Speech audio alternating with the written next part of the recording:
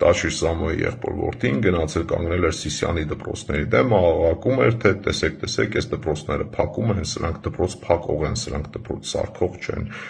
բայց իրենց ձևով այս մարդիկ այնքան անտաղանդ էին, որ նույնիսկ չէին նկատել, թե այդ մեղադրանքները ինչ ֆոնին են հնչեցնում, օրինակ Սալվարդի դպրոցը,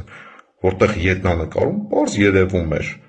դպրոցի պատուհաններից դուրս եկած վառարանների խողովակները, ու սա ակնհայտ փաստ է, որ այդ դպրոցում ուղղակի չկա, գոյություն չունի ջեռուցման համակարգ։ Մեկ այլ լուսանկար Սալվարդի դպրոցից, որտեղ պարզ երևում է խոնավությունից նեխած պատը, ու բնականաբար այդ պատը երկար չի կարող ծառայել։ Հետագայում նաև անվտանգային խնդիր կարող է ստեղծել այնտեղ սովորող աշակերտների համար։ Հիմա տեսնենք այս նույն դպրոցի ներսում ինչ է կատարվում։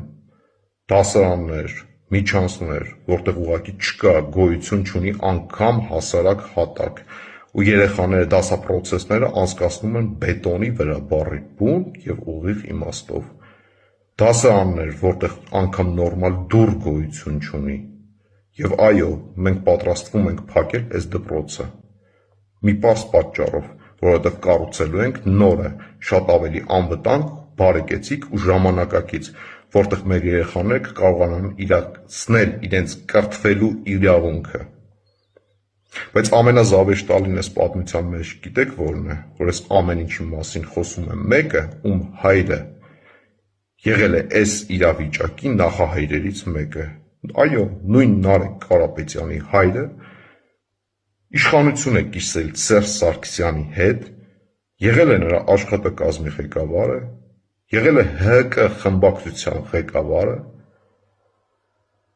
և ուղիղ պատասխանատու է մեր դպրոցներում տիրող այս խայտառակ իրավիճակի համար։ Հուսով եմ հաջորդ անգամ Նարեկը որևիցե դպրոցի պայմաններից դժգոհելուց, բողոքելուց առաջ կհիշի, որ իր հայրը ուղիղ պատասխանատու է այդ ամեն ինչի համար,